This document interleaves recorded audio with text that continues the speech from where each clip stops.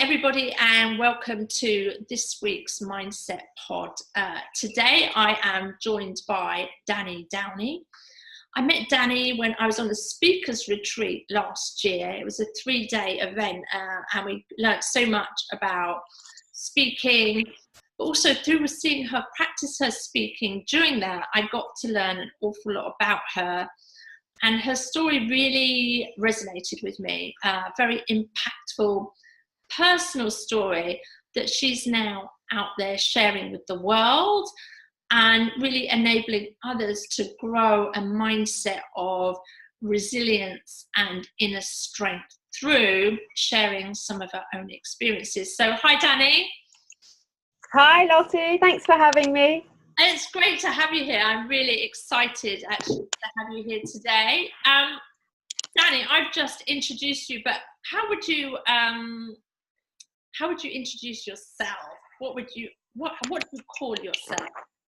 So I call myself a mum. I've got 6 children, so my life is quite busy. But alongside being a mum, I am an author. So I've written a book, a memoir, detailing a little bit about my life with lots of top tips about building resilience and mindset and being able to move on from challenges and not allowing your past to define your future. I'm a great believer that we always have a choice about perhaps our future. We don't always have a choice on our past, but we can often sort of look at our future in a much better light. And I am really passionate about helping people sort of build their resilience, because I think lots of us are strong, but I think we can often be stronger and can work on our resilience. So that's where my passions absolutely lie. Oh, that's beautiful. I totally agree with you. And resilience is one of those things that can be a bit shitty, can't it, really? Because absolutely, resilience often involves going through some pretty rubbish stuff in our own lives. Absolutely. That inner strength. And I know your book touches a bit on that, of your personal story. I don't know if you mind sharing a little bit about that here.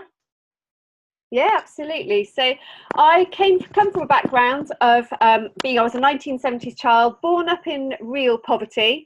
I suffered sexual abuse. So it's not something, I believe that the more we speak about things that are, perhaps they're not spoken about in everyday society, the less of a secret these things become, and the more we empower other people to tell their story as well. So I decided aged 40 that I was going to address my demons. I went through counselling, and 2 years ago decided to write a book, and wrote about my experience growing up as with a perpetrator that was sexually abusing me, and also the challenges that's given me as an adult, because I think lots of us who've been through challenges, whether it's bereavement, financial difficulties, still sometimes carry those scars with us. And I was very aware that my past was absolutely starting to define my future. I had very little self-confidence. But I didn't know why I was strong. I suffered dreadful nightmares. I had some anxiety, some mental health problems. And through writing my book, once I'd actually sort of been through my journey of healing, I was able to really dig quite deep into how I'd been able to move forward with my life. And that was the message that I really wanted to share. On the back of my book coming out, what this has led me to do is actually become a bit of an advocate for other survivors. So we've started a group called Speak Out Sisterhood, which has become a community for other survivors of domestic abuse and sexual violence. And that is growing day by day. We have about 10 people join the group every day, and that's becoming a fantastic community, because when you're a survivor of abuse, quite often you feel very isolated. You don't feel that there is anybody else around that you can talk to, whether you're an adult or a child.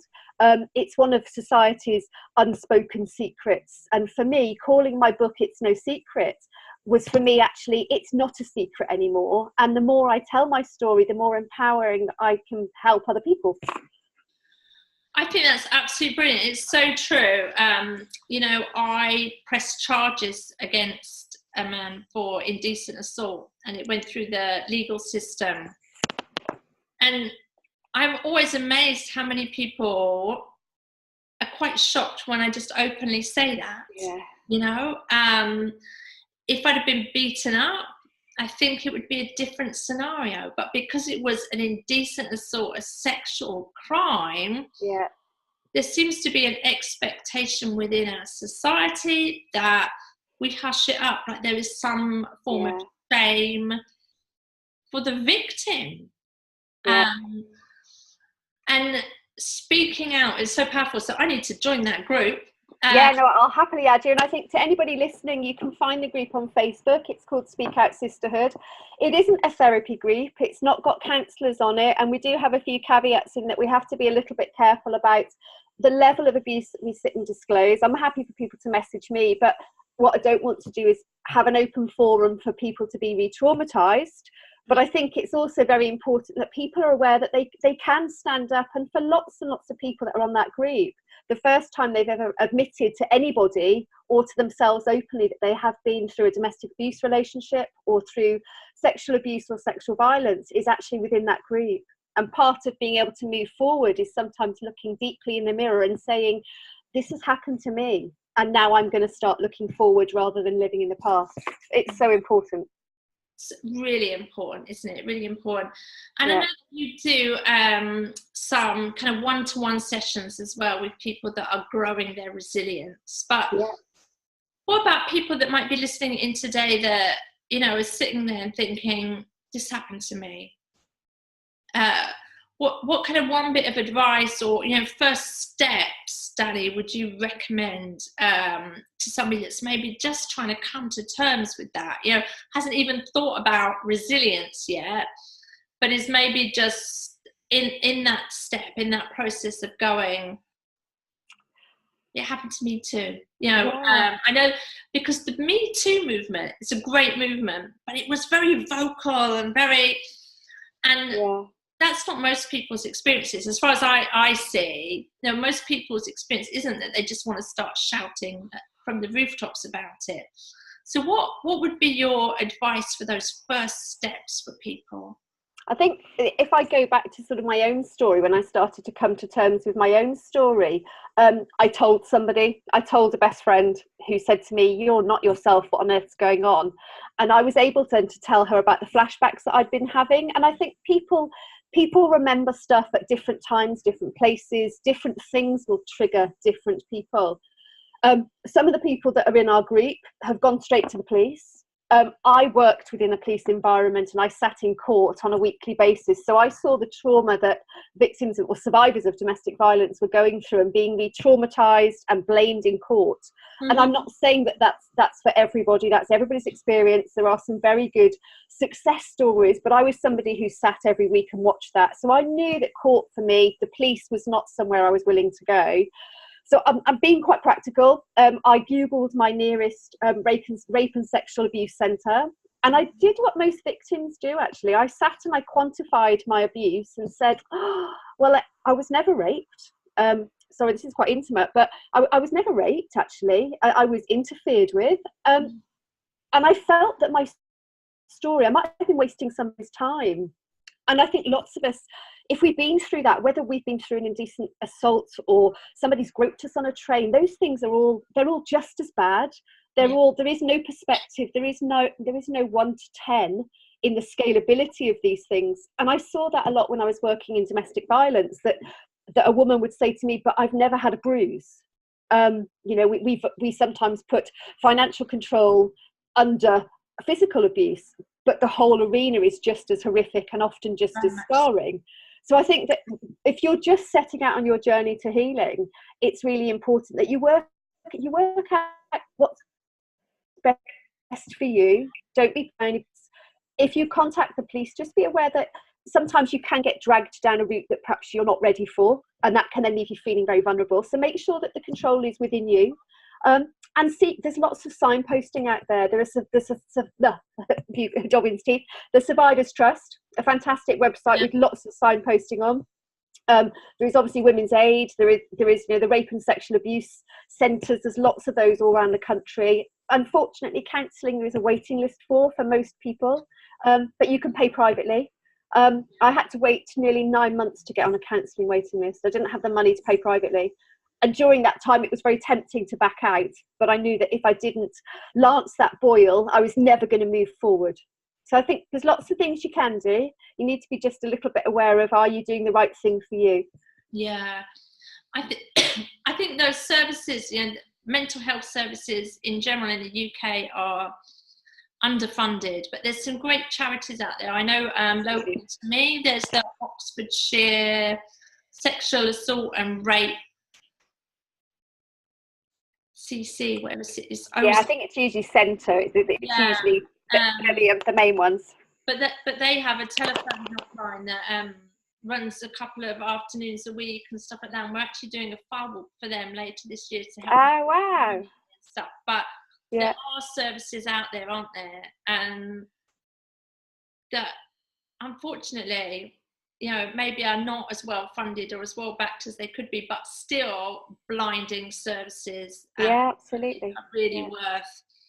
Yeah, I think lots of people just want to feel that they're not alone, and that was my real driver for setting up Speak Out Sisterhood. Was that when my story came out, I had 3 groups of family members that really tried to take me down because they didn't believe my story. They didn't want to acknowledge it. I was labelled a liar very publicly, and I had 2 choices then. Do I carry on with my sharing my story, or do I feel bullied again? And it took me a week of feeling quite wounded, sobbing hysterically, giving myself a good slap up the back of the head, and eventually putting on my big girl pants and saying, I've got a message, I can help other people. And that ability to give back, the ability to actually do something that is making such good work in the world is really powerful. Yeah, I think you're doing amazing stuff, and very brave of you to share your story and to kind of have that backlash from your family and stuff like that, but to choose to go ahead anyway, it just shows you that how impactful your story will be. I know you have the book, and you also go out there and speak as well, don't you, about that? Yeah, absolutely. I think once you're able to tell your story, and I'm very careful when I speak not to come across as blasé, because once you tell a story a lot, sometimes it sounds like you're doing it just pattery. And I'm also aware in the room that there are people, if you look at statistically, 1 in 8 children will be sexually abused and 1 in 3 women will suffer domestic violence. There are an awful lot of people out there that might suddenly sit there and think, oh my gosh, that's me. I suddenly remember. So I think there's a fine line between telling your story and being able to be aware of who else might be in the room. And it's so important though, just to keep telling that story. You have to sometimes be brave, but not everybody is ready to tell their story. People see me doing it and sometimes say, but I'm not ready to do that. And I'm like, that's okay, it's fine. Just sorry, my dog in the background. Just take your journey wherever that is, because not everybody will want to stand on their soapbox waxing lyrical like I do. It's a choice I make. I think that's really important, isn't it, to take it at your own speed, whether it's telling your bestie, or standing up on a stage in front of hundreds of thousands of people.